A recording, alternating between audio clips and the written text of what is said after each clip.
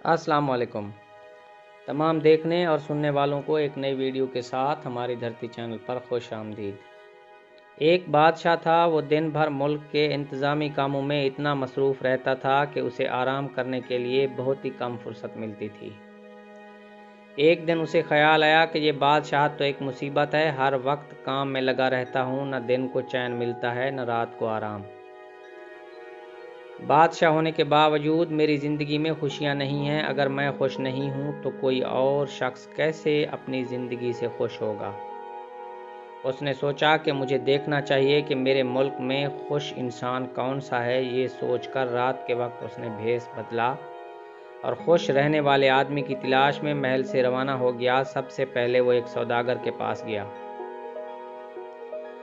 बादशाह ने उससे पूछा, तुम यकीनन खुशी और सुकून के साथ ज़िंदगी गुजार रहे होंगे। सौदागर ने जवाब दिया, मेरे पास बहुत दौलत है, मगर ये दौलत भी मुझे सुकून नहीं दे सकती। अगर दौलत से खुशी और सुकून मिलता तो मैं ख़रीदने में देर नहीं लगाता। इस दौलत ने मेरी ज़िंदगी अजीरन कर दी है। मेरे वारसों की नज़रें मेरी जायदाद पर हैं, वो मेरे मरने की दुआएं मांगते हैं। उनका बस चले तो वो इसी दौलत के लिए मुझे जान से मार दें। इसके अलावा आए दिन चोरी और डाके का धड़का लगा रहता है। रात दिन इसी सोच में घुल रहा हूँ। मेरी सेहत भी मुतासिर हो रही है। काश मैं गरीब आदमी होता, मेहनत मजदूरी करके एक झोंपड़े में खुशी से ज़िंदगी गुजारता, तब मुझे किसी किस्म की फ़िक्र न होती। क्या ही अच्छा होता कि मैं अपने गरीब पड़ोसी की तरह होता। कितना खुश रहता है वो। बादशाह इसका जवाब सुनकर उसके पड़ोसी के पास पहुंचा और उससे पूछा, तुम अपने इस हाल में खुश हो? पड़ोसी बोला, मैं तो इस सख्त मेहनत और मुशक्क़त से तंग आ गया हूँ। भला ये भी कोई ज़िंदगी है? मैं चाहता हूँ कि अपने पड़ोसी सौदागर की तरह हर वक्त आराम करता रहूँ। असल ज़िंदगी तो यही है।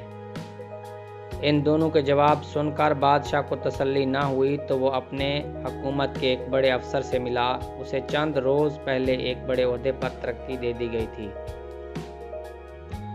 बादशाह के सवाल पर वो बोला, मेरी बदकिस्मती है कि मैंने ये ओहदा कबूल कर लिया। जो अफसर मेरे साथ पहले काम किया करते थे वो मेरे दोस्त थे। इस ओहदे ने उन्हें मेरा मातहत बना दिया। अब वो मुझसे जलने लगते हैं। इस ओहदे से जो खुशी मिली थी वो भी खाक हो गई। लगता है खुशी मेरे नसीब में ही नहीं है। बादशाह अफसर का जवाब सुनकर उसके पड़ोस में एक दर्जी की दुकान पर पहुंचा और उससे बोला, तुम तो ऐश करते होगे। दर्जी बोला, जनाब मैं इस काम से हरगिज़ खुश नहीं हूँ। भला ये भी कोई काम है? सारा दिन एक जगह बैठे कपड़े सीते रहता हूँ। इस काम से तो मेरी जान जाती है, मगर क्या करूँ, मजबूरी है। इस काम ने मेरी खुशियाँ छीन ली हैं। अब देखें मेरे पड़ोसी अफसर को। बादशाह ने उसे बड़ा ओहदा दे दिया है। अब उसे सुकून और खुशी भी हासिल होगी और दौलत भी। काश मैं ही वो अफसर होता। बादशाह दर्जी का जवाब सुनकर शहर के बाहर एक देहात में जा पहुंचा। बारिश शुरू हो गई थी। बादशाह ने एक झोंपड़े का दरवाज़ा खटखटाया तो अंदर से एक बुजुर्ग बाहर आया और बादशाह से बोला, अंदर आ जाओ। झोंपड़े की छत की कई जगहों से टपक रही थी। जहां से बारिश का पानी टपक रहा था वहां बुजुर्ग ने टीन के खाली डब्बे नीचे रख दिए थे। पानी उन डब्बों में गिर रहा था। मालूम होता है तुम्हारी माली हालत अच्छी नहीं है? बादशाह ने बुजुर्ग से पूछा। बुजुर्ग बोले, ऐसी कोई बात नहीं है, मैं बहुत खुश हूँ। अल्लाह ताला का लाख शुक्र है, उसने मुझे हर चीज़ दी है। देख लो, ये मेरा साफ़ सुथरा घर है। मेरे पास 2 बैल, 1 बकरी, 5 बत्तखें और कुछ मुर्गियाँ हैं। इनमें से दूध, अंडे और गोश्त हासिल करता हूँ। इनको मैं बेचता हूँ। बैल कुआं और हल चलाने के काम आते हैं। ये मेरी तन्हाई के साथी हैं। यहाँ घास भी बहुत है। एक तालाब भी है। मेरे पास कुछ ज़मीन भी है जिसमें मैं गंदम और कपास उगाता हूँ। मेरे घर के करीब मेरा एक खूबसूरत और छोटा सा बाग भी है। उसमें आम, खजूर, केले और माल्टे वगैरह के दरख्त भी हैं। कुएं से पानी निकालकर खेतों और बाग को देता हूँ। बाकी वक्त मैं जानवर चराता हूँ। फिर फुर्सत में अल्लाह अल्लाह करता हूँ। मैं बहुत खुशी और सुकून से ज़िंदगी गुजार रहा हूँ। बादशाह ने सोचा कि खुशियों के साथ अगर थोड़ी तकलीफ़ भी हो जाए तो इंसान को बर्दाश्त कर लेनी चाहिए।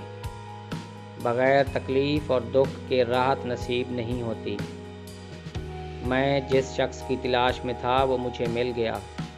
बारिश थम चुकी थी। बादशाह अपने महल में वापस आ गया और एक बार फिर तनदोही से काम करने लगा। दोस्तों, अगर आपको हमारी वीडियो पसंद आई हो तो वीडियो को लाइक करें, चैनल को सब्सक्राइब करें। मिलते हैं एक नई वीडियो में, तब तक के लिए हमें इजाज़त दीजिए। अल्लाह हाफिज़।